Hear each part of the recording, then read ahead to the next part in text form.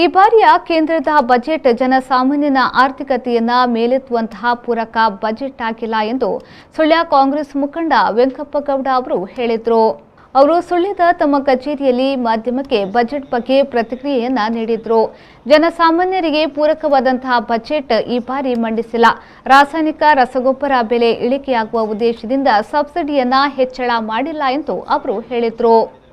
ಈ ಬಾರಿಯ ಬಜೆಟ್ನಲ್ಲಿ ನೋಡಿದಾಗ ವಿಶೇಷವಾಗಿ ರೈತರಿಗೆ ರಾಸಾಯನಿಕ ಗೊಬ್ಬರಗಳ ಅವಶ್ಯಕತೆ ಇರುತ್ತದೆ. ರಾಸಾಯನಿಕ ಗೊಬ್ಬರಗಳ ಬೆಲೆ ಇಳಿಕೆ ಆಗಬೇಕಾಗಿದ್ದರೆ ಸಬ್ಸಿಡಿಯನ್ನು ಘೋಷಣೆ ಮಾಡಬೇಕಾಗಿದೆ. ಸಬ್ಸಿಡಿಯನ್ನು ಘೋಷಣೆ ಮಾಡಿದರೆ ಮಾತ್ರ ರಾಸಾಯನಿಕ ಗೊಬ್ಬರಗಳ ಬೆಲೆ ಕಡಿಮೆ ಆಗತಕ್ಕಂಥ ಸಂದರ್ಭಗಳು ಇರ್ತವೆ.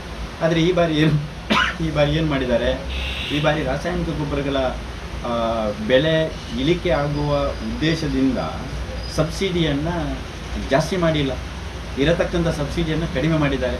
ಇದಕ್ಕೆ ಉದಾಹರಣೆ ಹೇಳಬೇಕಾಗಿದ್ದರೆ, ತಾವು ಬಹುಶಃ ಕಳೆದ ವರ್ಷ ಏನು ರಸಗೊಬ್ಬರಗಳಿಗೆ ಉದಾಹರಣೆಗೆ ಒಂದು ಐಟಮ್ ರಸಗೊಬ್ಬರ, ಅದು ಏನು ಇಫ್ಕೋ ಅನ್ನುವಂಥ ಒಂದು ರಸಗೊಬ್ಬರ ಇದ್ದರೆ, ಈ ಇಫ್ಕೋ ಅನ್ನುವಂಥ ರಸಗೊಬ್ಬರಕ್ಕೆ ಮಾರ್ಕೆಟ್ ಪ್ರೈಸು 1600, 700 ರೂಪಾಯಿ, 800 ರೂಪಾಯಿ ತನಕ ಇದ್ದಿರತಕ್ಕಂಥದ್ದನ್ನು ಸಬ್ಸಿಡಿ ಕೊಟ್ಟಿರುವ ಕಾರಣಕ್ಕಾಗಿ 1185 ರೂಪಾಯಿ ಅಥವಾ 1200 ರೂಪಾಯಿ ಒಳಗಡೆ ನಮಗೆ ರೈತನಿಗೆ ಸಿಕ್ಕತಕ್ಕಂಥ ಕೆಲಸವನ್ನು ಮಾಡ್ತಾಯಿದ್ವಿ.